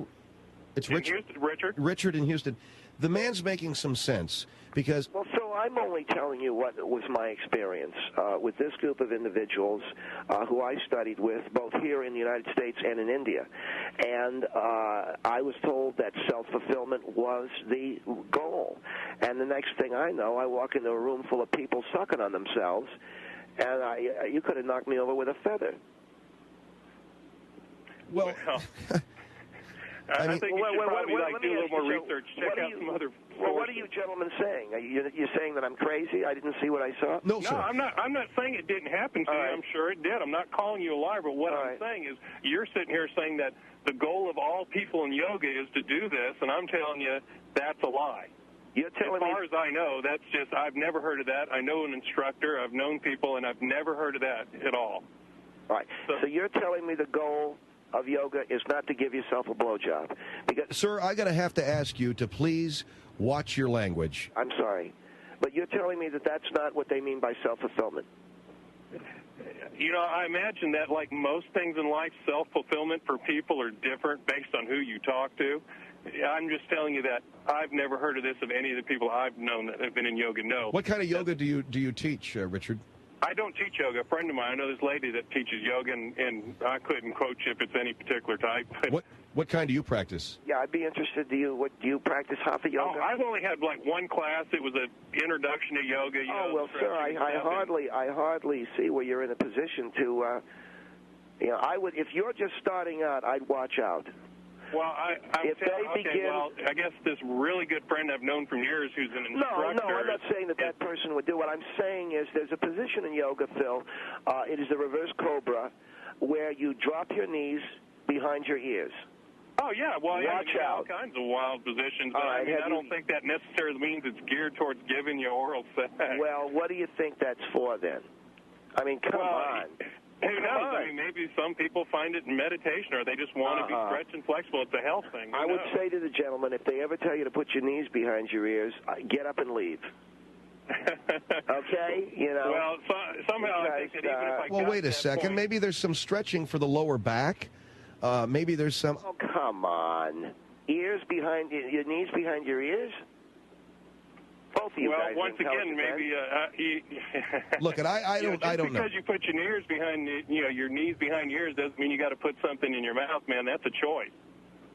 Well, I know it's a choice. I mean, then you made a choice to do something, and now you're blaming all of yoga because you obviously were. I mean, what led you to that point? Well, let me ask you a question. If you had the ability to put your knees behind your ears and there it is, wouldn't you put it in your mouth? All right, I'm beginning to see. Okay. No. I know some people that will do that for me. I don't have to do it myself. Well, wait a second. Okay, I think I see what's happened here. You say you were taught how to do this. This is something you did of your own volition. Like the man said, it's a choice. It's a choice. You take up yoga, you somehow learn this position where you can put your knees behind your ears, and the next thing you know, I guess you're confronted with this, and you decided to put that thing in your mouth. Well, wouldn't you? You're telling me you wouldn't? No, I wouldn't. Oh, crap. Come on. What you're saying is that the whole world has to do something because you did it? I mean, geez, what do you think? We're not a bunch of clones. We're individuals, and just because you make a choice doesn't mean we're going to make the same choice. You're telling me you wouldn't do that? That's what both of us are saying, and what I'm also further saying is you made a choice, and you're telling me you were programmed by a cult. I believe that I was. Well, it doesn't sound like it to me. Sounds like a bunch of you clowns in a yoga class someplace. Well, Phil, you can laugh. Well, it's hysterical. You clowns in a yoga class somewhere decided you teach yourselves how to do this. And you... I say, hey, let's cut this short, but I'm on a car. Now you got to cut say that. So I think that you were led astray by some people that had their own little weird, warped little thing going on there. But you can't say that it's the goal of all people in yoga because I know that to not be true. And have a good night. I dare you, once you learn how to put your knees behind your ears, to keep it out of your mouth. I dare you. I dare you. Well, maybe you ought to find out what's leading you into your sexual problems. I mean, were you molested as a child by your parents or something? Wait, what is that supposed to mean? Well, a lot of people that get trapped in these type of cults that have a lot to do with sex have history of sexual abuse. It's a statistic. It's got nothing to do with sexual abuse. You put your knees behind your ears and that thing's hanging in front of your face.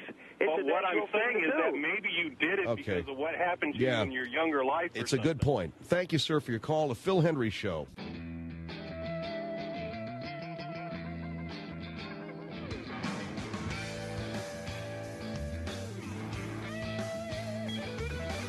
It's Phil Hendrie Show at 1-800-449-8686.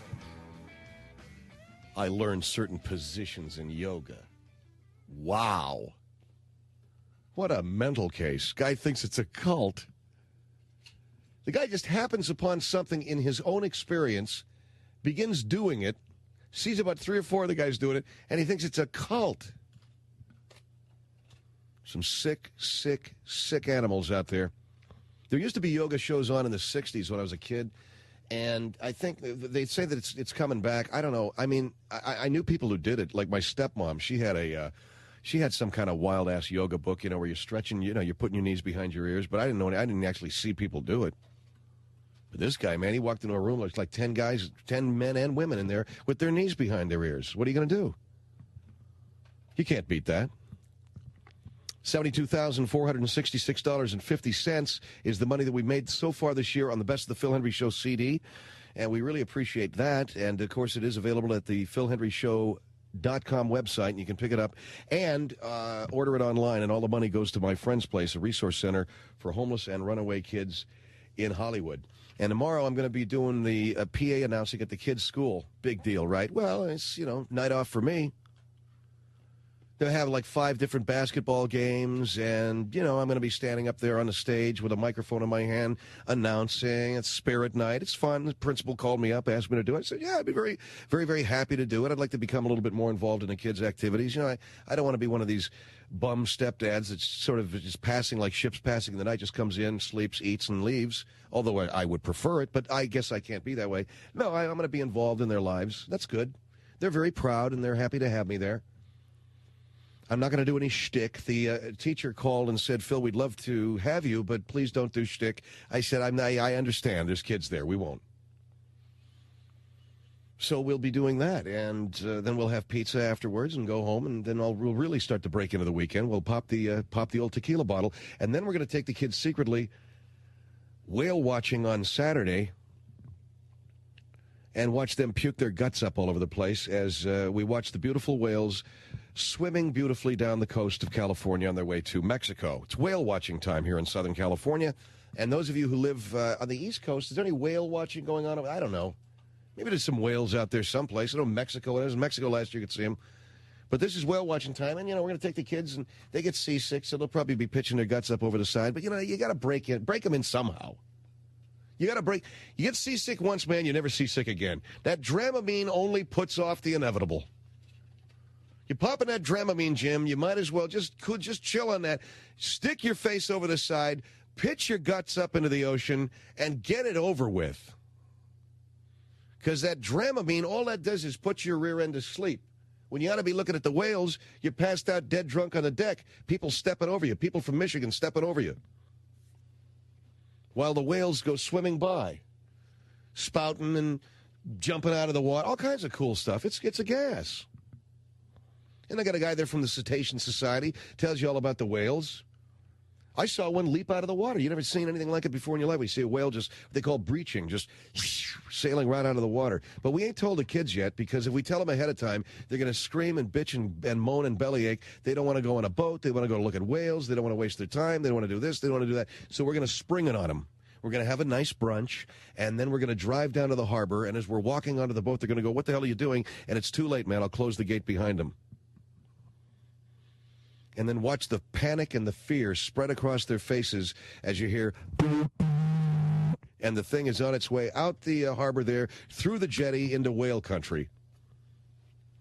These kids, I love the kids, but boy, are they gut. I mean, there's just, they lack a little bit in the way of guts when it comes to certain things. Tried to sign them up for a sailing regatta one year. Oh, my God. You'd have thought they were being dragged off to the gas chamber.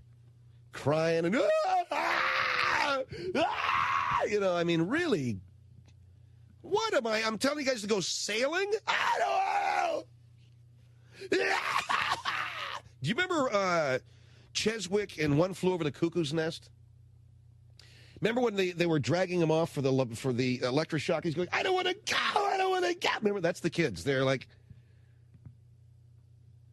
screaming their guts loose. And thank God, Maria and I got the same philosophy. She says, just throw them in, man. Just throw them into these experiences. Kids don't know what they want till you throw them into the experience. You going to listen to them? They don't know what they want to do. They don't know what they want to eat. They don't know where they want to go. They don't want to. They only know what's familiar. And the funny thing about a kid is they seem to be adventurous, but they're like little old ladies when it comes to certain things, like food, for instance. You ought to watch a kid approach a table of food he's never seen before in his life. He's like a grandmother. He's what are those blue things? You know, the peas are touching the potatoes.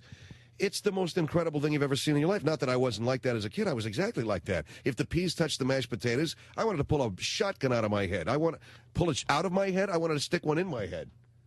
I wanted to pull a shotgun out of my pants, put it in my mouth, and you know the rest. Put my knees behind my ears, and you know the rest.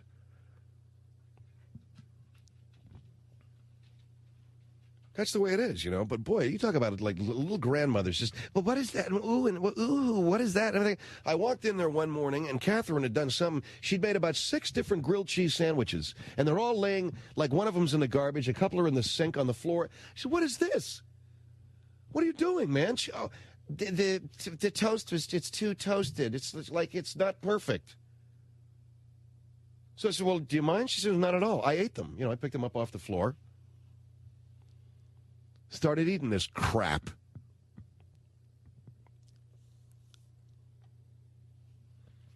Screaming and crying and belly aching, man. But you know what? They're kids, so you got to force them into this stuff. Don't sit there and tell me, well, I asked them and they're too young and then maybe they're scared. You just push them right into the thing. They're going to love it. Love it. Love it. I know what's going to happen. I know what's going to happen on Saturday. We're taking the guys. They got to do a math test. Catherine's got a basketball game. We're going to go have brunch, and then we're going to go on down to the harbor, and we're going to get them on the boat, and they're going to scream and cry and wail and moan and wet their pants, and we may have to actually literally pick them up and carry them on that thing, and we'll get out and we'll see the whales. They'll be vomiting over the side, but when we come back, they'll know they've had a good time, peeing in their pants and vomiting. What better time for a kid? So what we're asking them to do is to go onto the boat with us Saturday, pee in their pants, and vomit. It'll be great. Come on, you guys. A whole afternoon of puking. It's going to be wonderful. Wetting yourselves and vomiting. Don't tell me that wouldn't be a good... Come on. You'll have a great time.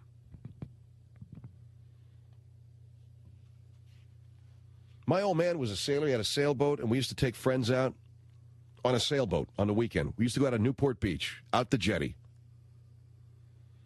And I went with him. I was his little crew man. I was the little crew guy that my dad had. And we used to sail to Catalina, and I had all kinds of... I mean, I learned how to sail with my father, this 33-foot sailboat. And every weekend, he'd invite another guy from the office. Hey, Philip. Yeah, Dad. Mr. Weimer's coming with us this weekend. Oh, okay, Dad. And it'd be another guy pitching his guts up over the side all afternoon. And Philip. Yeah, Dad. Mr. Ryan's coming with us this... Oh, okay, Dad. And there's Mr. Ryan. Wah! 3 hours. All the Spanish peanuts, all of the Triscuits, all of the beer. Brarv. Hey, Philip. Yeah, Dad. Mr. Lindgren's come. Okay, Dad. Brag. So there's 3, 4, 5 weeks in a row of these business partners of my father pitching their guts up over the side. And guess who's hosing it off when we got back? Ma. I didn't say ma. I said moi. Just imagine that. Different guys with different sweaters, different slacks, different haircuts, but all of them big. Different stuff coming out of their mouth. Same reaction, though. And finally I said to my dad, what are you doing? I'm 10. What are you doing exactly here, man? Well, I'm inviting the guys from the office. Come out and have a good time. They ain't having a good time, man. They're coming out here and they're pitching their guts up. They're going out there in the bounding main with the waves going up and down. These guys ain't having a good time. Let me clue you in on this one, Dad. They're not having a good time. On my father's deathbed, as he was leaving this earth, as he was leaving this world, I leaned over, I kissed him, and I said, Dad, those cats weren't having a good time. I know, for Christ's sake, let me die. They were not having a good, do you understand? Finally!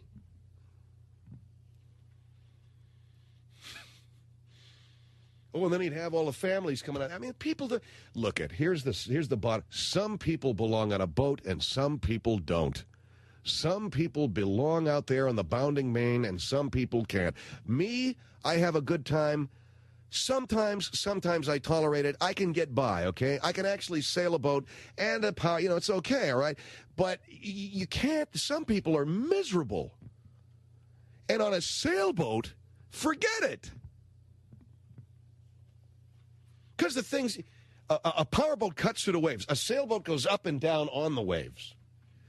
Now there's lines that you got to winch in, and there's sails that got to be trimmed, and there's the way you got to, have the tiller, and you got to make sure that it's the telltales and all that crap. And you heel it, because my old man was big on heeling that thing, which means you ever see those sailboats that kind of tilt in the water till you got that freaking keel underneath, that 2,000 pounds of lead is coming up out of the water. You think you're going to spin that thing around like in the middle of a typhoon. And, oh, yeah, I mean, he's having a ball here. Look at this, man. And there's the water coming up on the side. And some people, they just do not get that. They don't want to be there. And my father, of course, went around the office during the week pitching him on this thing. It's a great experience, sailing. Well, you love to go into the rig. And the next thing you know, there's Mr. Weimer, there's Mrs. Weimer, and the three kids all wig right over the side, man. 5 of them lined up. Barv. And at the end, there I am standing there with a garden hose by Mr. Some people belong on a freaking boat, and some people just stay away, okay? And don't try to get them to dig it. Now, when they're kids, that's different. You got to force them into these experiences. Kids will go out there. We'll find out who likes it. My bet is Catherine, the youngest, and the girl, she'll have no problem. The other 3 boys, they'll pitch their guts up. That's my bet. That's just the way it works. That's the way it works in our family. The 3 guys... biggest scaredy cat you ever saw. The little 8-year-old girl, man, she'll walk, she'll go anywhere. She'll do anything. She just, give her the lightsaber, man. She's having at it. It's the Phil Hendrie Show, 1-800-449-8686.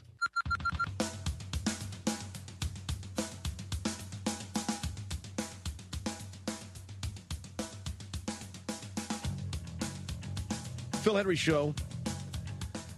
There's a Kennedy nephew that they wanted to pop for murder. I guess they already have, or, yeah.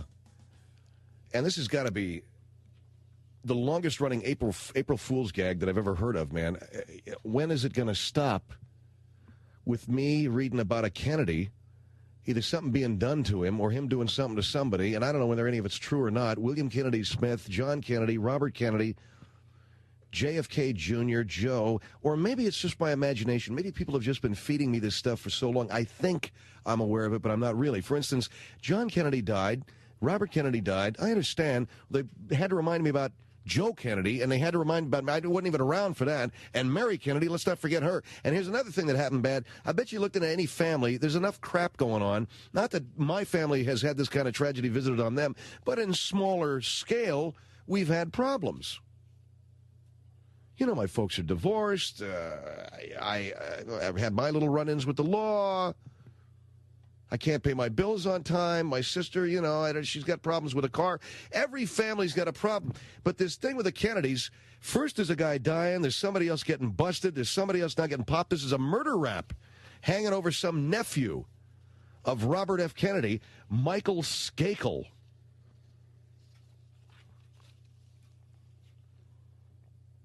I think it's a gag. I think somebody has just constructed this thing as just one big fat gag. Maybe this cat ain't even related to a Kennedy.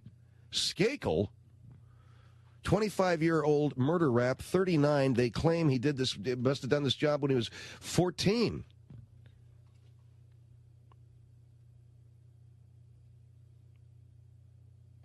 Rushton Skakel is the brother of Ethel Kennedy, widow of RFK. Skakel's attorney, Michael Sherman, said his client was innocent and welcomed the chance to prove it. Michael has stated all along that he did not do this. Sherman said he had no knowledge of it, he had no part in it, he's not guilty. because Skakel was 15 when Moxley was killed. The case will be handled, at least initially, in juvenile court. Is this some kind of a thing? They've been dogging this guy for 25 years on this?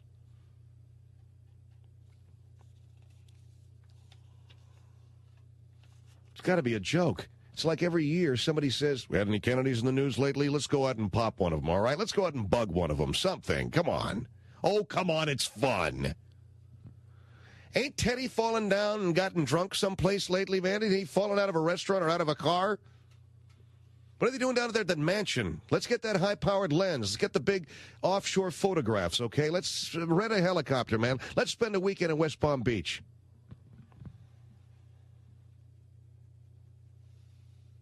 That's bullcrap. I say the kid's innocent. You want to know why? Law of averages, okay? I'm tired of hearing about this stuff. Can't be for real.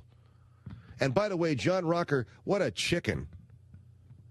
Not that I agree with what the guy said, but, you know, he's got to back off of what he said so easily. Hey, excuse me, man. In Russia, they put you in the nut house for saying what you want to say. Not in America. In America, supposedly you can say what you want to say and walk down the street. Sure, somebody may drop an onion on you or something, or a rotten tomato. But this cat said what he wanted to say. They're going to give him psychological counseling. They're going to send him to a head shrinker. They're going to put him in a psychiatric hospital. Don't this guy back up what he said? Hey, John, what a pussy. First of all, I didn't like you because you said what you said. Now I really don't like you because you backed off of it. I liked you better when you were an asshole. My wife said as I was leaving the house, she says, I liked you better when you were an asshole. So I kissed her goodbye. Mystery surrounds me, and I wonder where I can go with. There's a cloud above me, and it seems to hide the way. Bill Hendrie. I'm going straight ahead, 'cause it's the only way I know. I want to leave the past and live just for today. Now let me tell me, baby, do you need my love? Tell me, baby, are you thinking of me? Tell me, baby, what it is you need. What kind of satisfaction guaranteed? Sitting in the gutter with my head wrapped in my hands.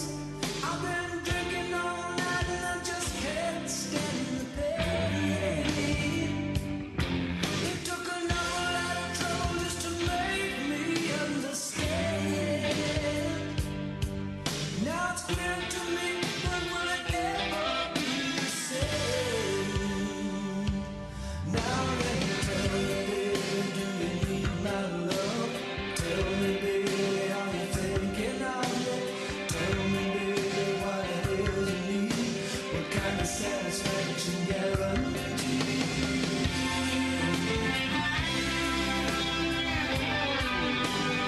Are you a bone doctor?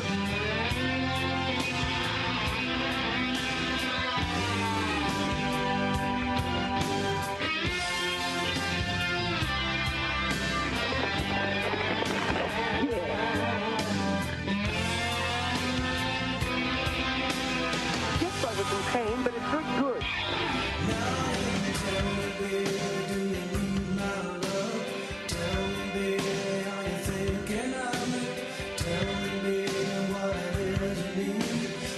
Satisfaction guarantee.